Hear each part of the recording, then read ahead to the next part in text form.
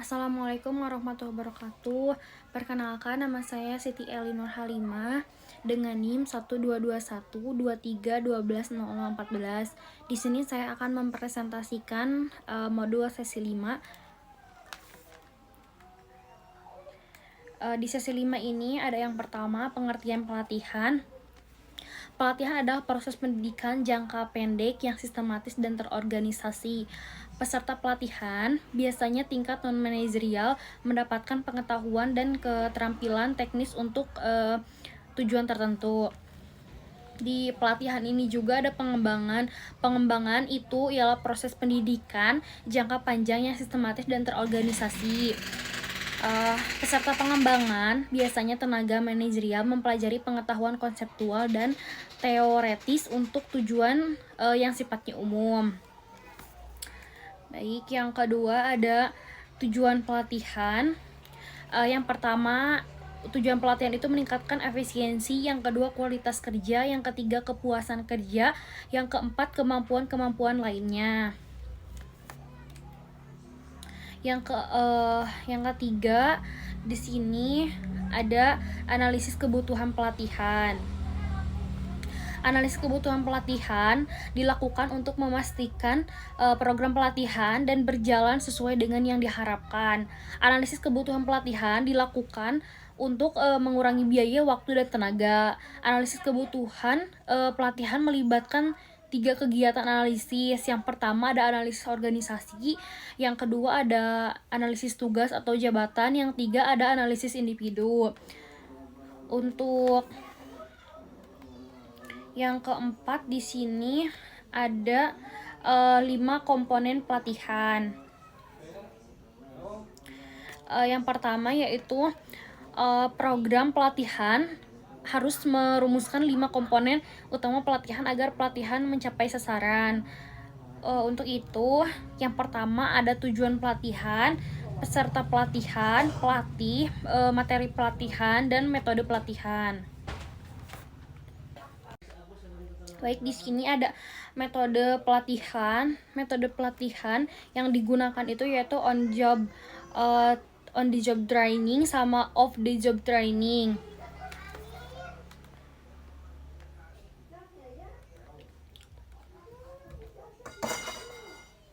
Baik, ini untuk yang pertama ada evaluasi pelatihan.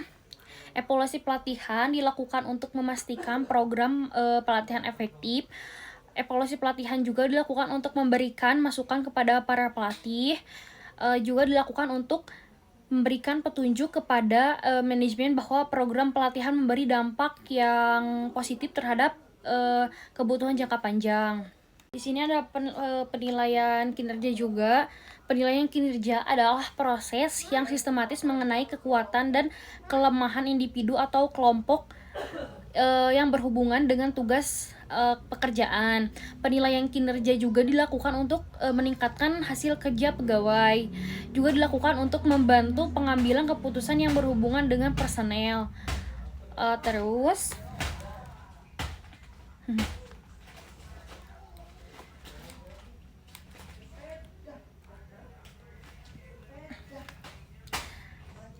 ada juga sasaran kerja individual yang disebut dengan SKI.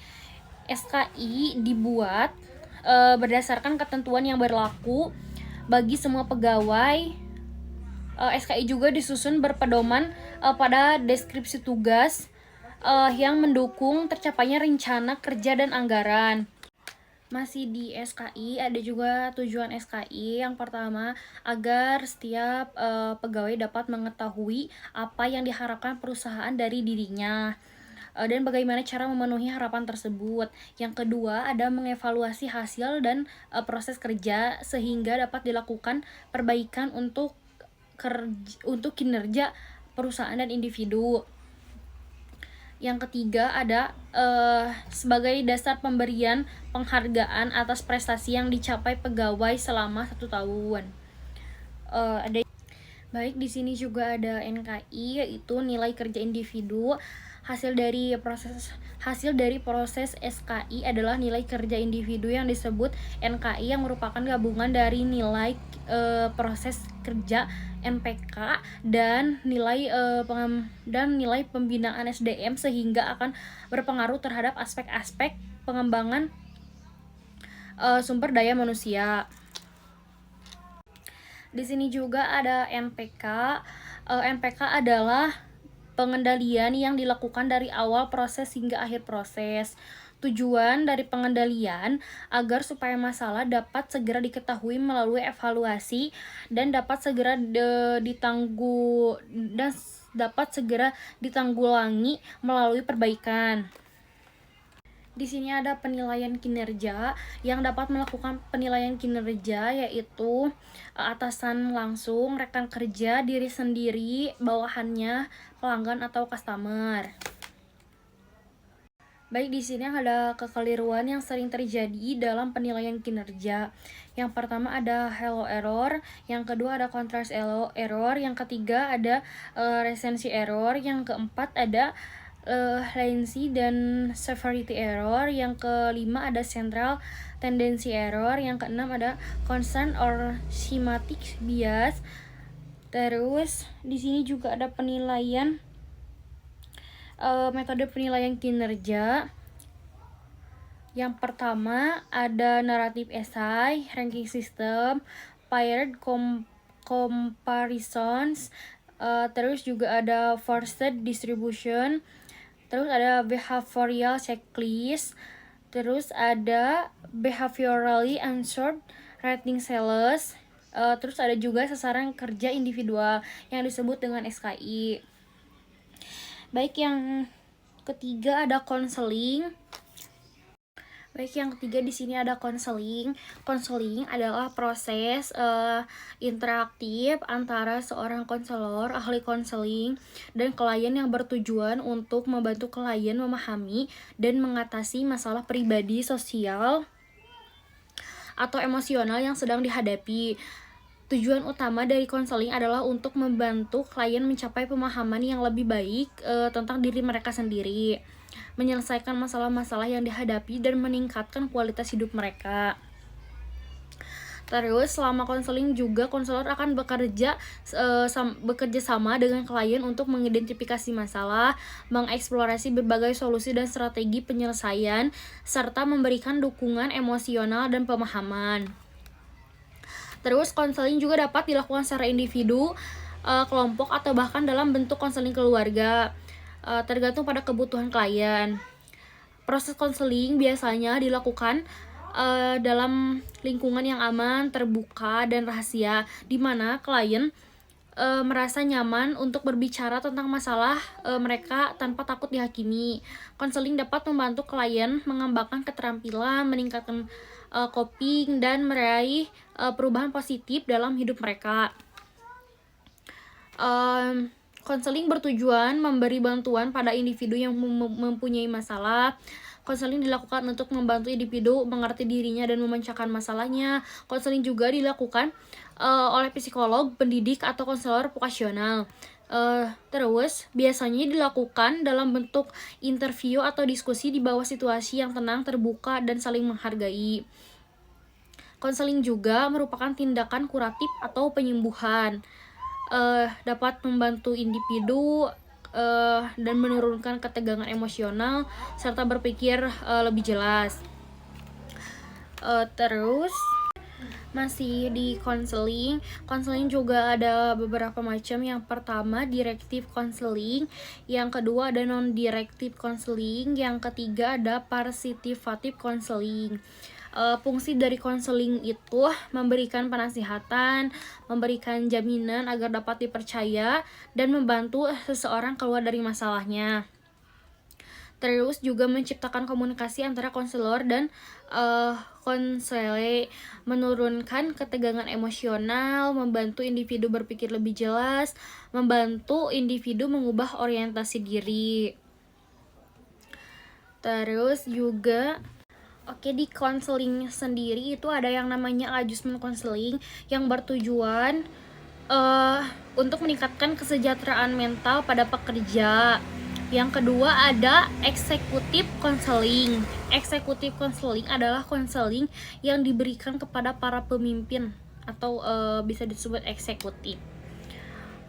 Terus yang kedua ada guidance counseling. Guidance counseling yang dilakukan untuk membantu pekerja dalam memilih pekerjaan yang baik bagi pekerja.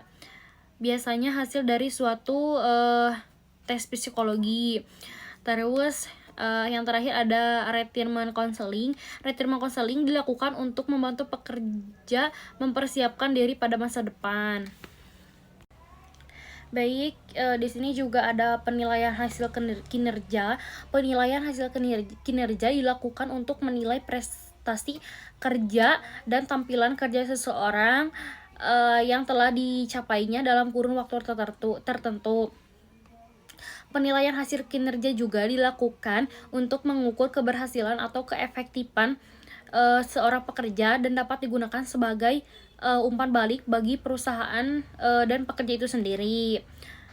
Terus penilaian hasil kerja sering dilakukan dengan job performance. Terus juga ada faktor yang mempengaruhi hasil kerja. Yang pertama ada motif, kemampuan, upaya atau usaha, persepsi, lingkungan, serta sifat organisasi. Di sini juga ada PA. PA itu performance appraisal, suatu uraian yang sistematis mengenai kekuatan dan kelemahan individu atau kelompok yang berhubungan dengan tugas pekerjaan. Terus penilaian kinerja untuk meningkatkan hasil kerja pegawai. Di sini ada tujuan PA juga. Yang pertama ada meningkatkan hasil kerja pegawai, memberikan informasi bagi pegawai dan para manajer. Yang ketiga ada memberikan informasi bagi pegawai dan para manajer. Yang keempat ada mengidentifikasi kekurangan dan kelemahan pegawai. Yang kelima ada meningkatkan motivasi kerja pegawai. Yang keenam ada membantu pengambilan keputusan yang berhubungan dengan personel.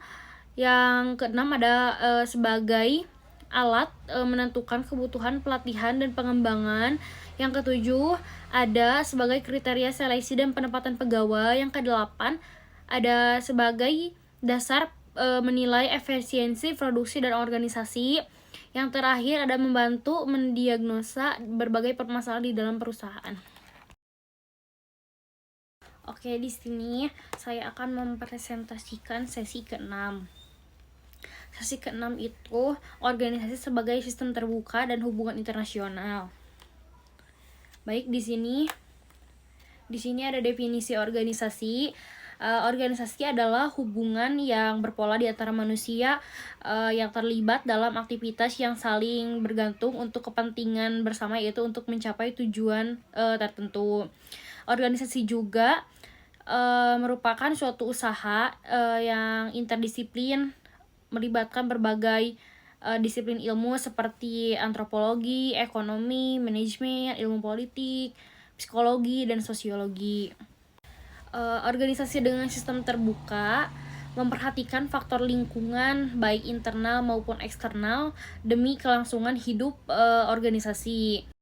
Ada juga kan organisasi dengan sistem terbuka yaitu sangat memperhatikan faktor lingkungan baik internal maupun eksternal demi kelangsungan hidup organisasi. Sistem terbuka yaitu sistem yang dinamis dalam berinteraksi dengan merespon lingkungannya. Terus juga sistem terbuka berupaya memperdulikan masukan, informasi, demands, keinginan-keinginan dari lingkungan untuk mewujudkan dalam bentuk keluaran yang ditujukan mempengaruhi lingkungan tadi. Sistem terbuka juga memiliki sifat sadar pada lingkungan serta memperhatikan keterkaitan antara sistem dan lingkungan. Baik, di sini ada hubungan industri. Hubungan industri itu membahas aspek dan permasalahan hubungan pekerja atau buruh dengan pengusaha yang menyangkut ekonomi, sosial, politik, budaya, baik secara langsung maupun tidak langsung. Hubungan industri diartikan sebagai hubungan antara semua pihak yang terkait dalam proses produksi suatu barang atau jasa di suatu organisasi atau perusahaan. Terus juga hubungan organisasi diartikan sebagai kegiatan yang mendukung terciptanya hubungan harmonis antara pelaku bisnis, yaitu pengusaha, pekerja atau buruh, dan pemerintah, sehingga tercapai ketenangan bekerja dan kelangsungan berusaha. Terus juga di sini ada ruang lingkup hubungan industri.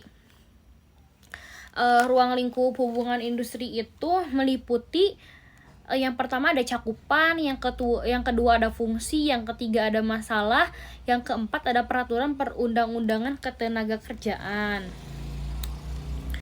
Baik, di sini ada tujuan organisasi. Perilaku manusia dalam organisasi adalah terarah pada tujuan. Jadi tujuan organisasi yang utama itu adalah strategi yang dipilih untuk mencapai tujuan tersebut adalah merupakan hasil dari proses keputusan yang bersifat politis. Tujuan organisasi yang utama hampir selalu ada dalam setiap organisasi, baik dinyatakan atau tidak dinyatakan dengan jelas, merupakan suatu survival. Terus di sini ada pengaruh lingkungan. Lingkungan luar itu dapat mempengaruhi tujuan organisasi atau mengganggu kemantapan siklus masukan informasi keluaran.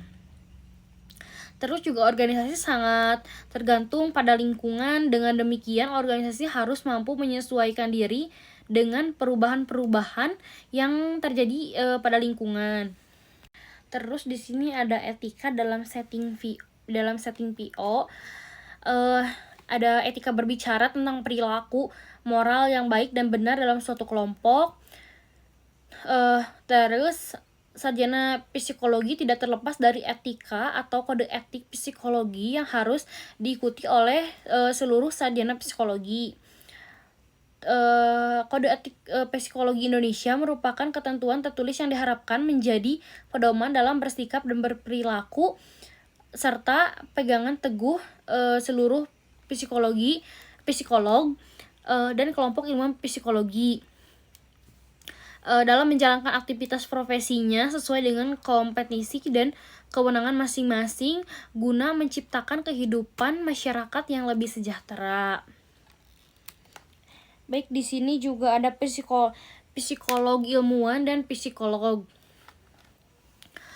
Psikolog adalah lulusan pendidikan profesi yang berkaitan dengan praktek psikolog dengan latar belakang pendidikan sarjana psikologi, lulusan program pendidikan tinggi psikologi strata 1 yang disebut S1, sistem kurikulum lama atau yang mengikuti pendidikan tinggi psikologi strata 1 dengan disebut S1, dan lulusan pendidikan profesi psikolog atau strata 2 yaitu S2, pendidikan magister psikologi, profesi psikolog. Ilmuwan psikolog adalah ahli dalam bidang ilmu psikologi dengan latar belakang pendidikan strata 1 dan strata 2 atau strata 3 dalam bidang psikologi. Ilmuwan psikologi memiliki kewenangan untuk memberikan layanan psikologi yang meliputi bidang-bidang penelitian, pengajaran, supervisi, dan dalam pelatihan, layanan masyarakat, pengembangan kebijakan, intervensi sosial, pengembangan instrumen asesmen psikologi, pengadministrasian asesmen, konseling sederhana, konsultasi organisasi, perancangan dan evaluasi program.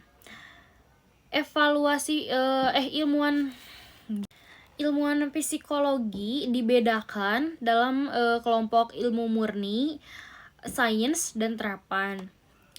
Terus ada izin. Di sini ada izin praktek psikolog.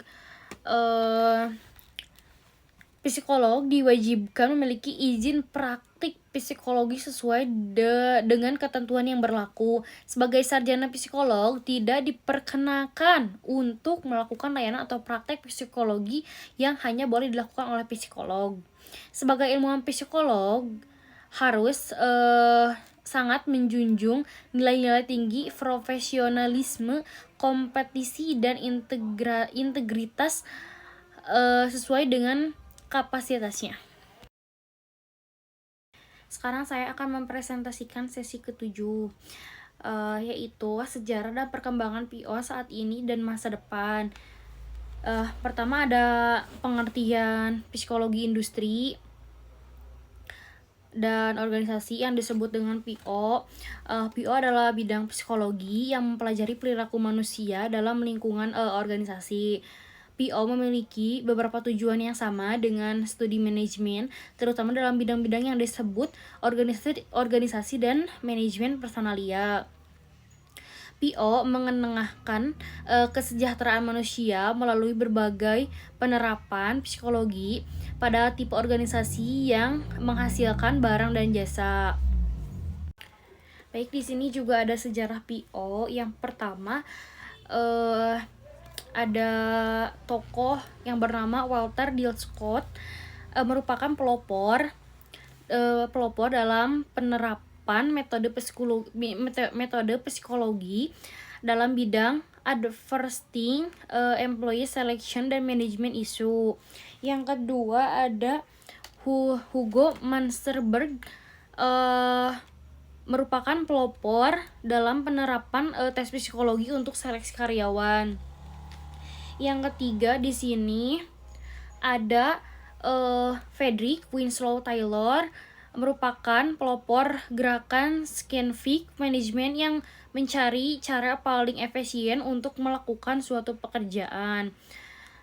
Terus yang terakhir ada Lillian Moral Gilbert, merupakan psikolog wanita yang memiliki kontribusi pada pengembangan PO. Ia menekankan human aspect of time management.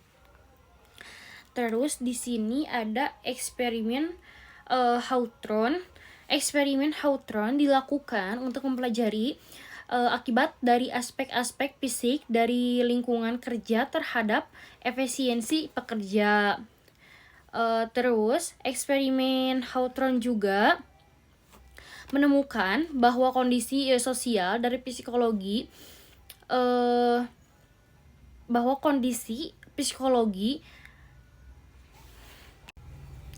eksperimen Hawthorne juga menemukan bahwa kondisi sosial dan psikologi dari lingkungan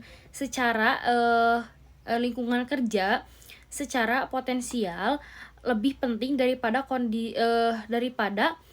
kondisi kerja fisik. Terus eksperimen Hawthorne juga melahirkan Hawthorne effects, yaitu perubahan-perubahan perilaku yang ditimbulkan melalui perlakuan berupa pemberian perhatian yang istimewa dan khusus. Terus di sini ada perkembangan psikologi industri dan organisasi. Psikologi adalah studi mengenai perilaku manusia. Terus American Psychological Association yang disebut dengan APA didirikan tahun 1892 dan sekarang mempunyai lebih dari 40 divisi untuk minat-minat khusus. Terus ada Specialty Guidelines for the Delivery of Service by Industry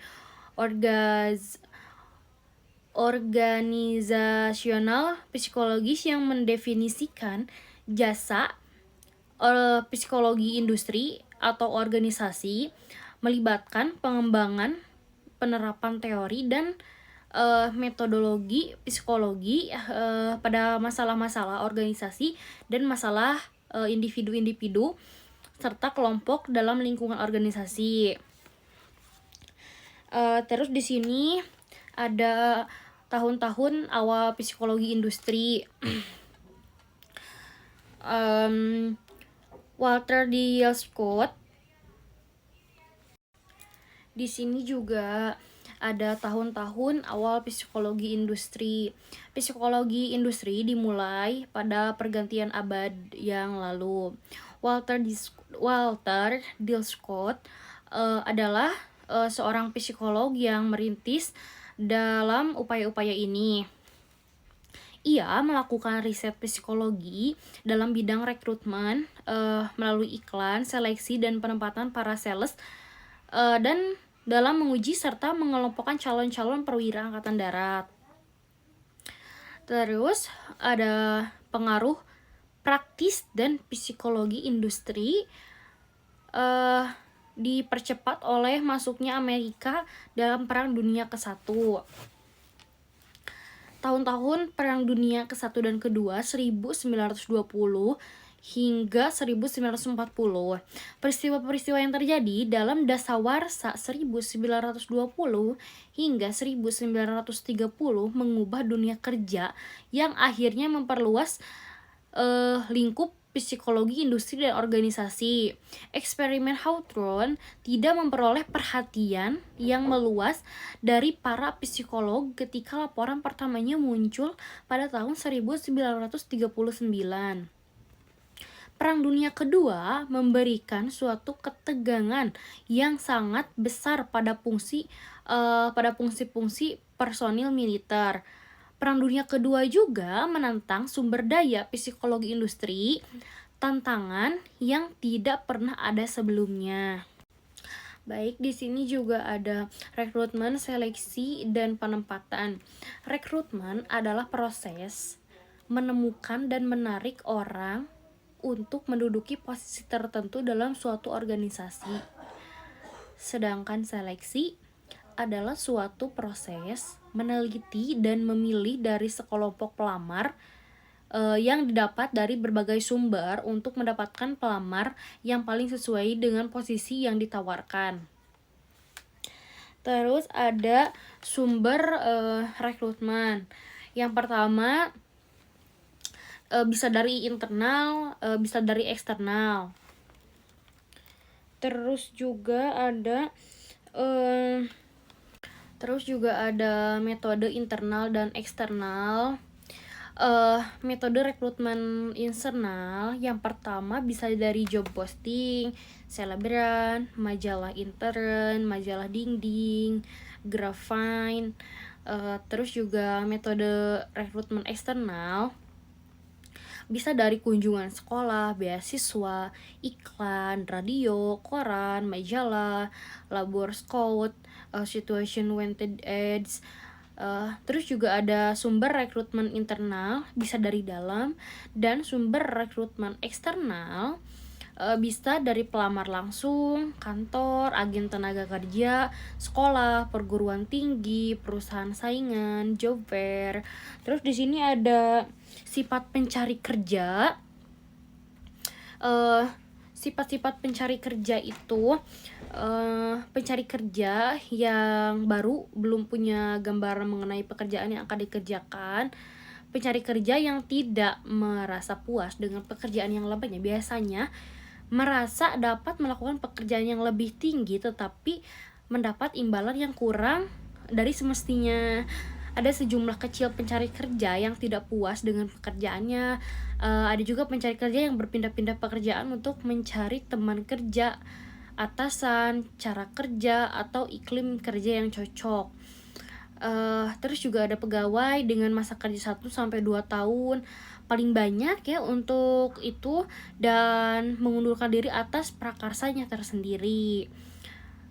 Terus di sini ada cara merekrut tenaga kerja, yaitu bisa dari internal, biasanya dari bank data yang berisikan keterampilan, pengetahuan, dan kemampuan setiap pegawai.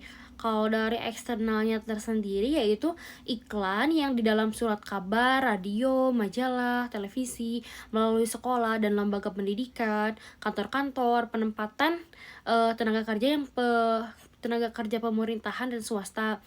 Secara lisan bisa dari mulut ke mulut juga, atau bisa dari serikat buruh. Yang ketiga ada di seleksi. Seleksi adalah suatu proses menyaring para pelamar guna memilih yang terbaik untuk diterima bekerja di perusahaan. Seleksi itu juga dilakukan dengan membandingkan kualifikasi yang dimiliki calon pegawai dengan persyaratan yang harus dipenuhi untuk satu pekerjaan.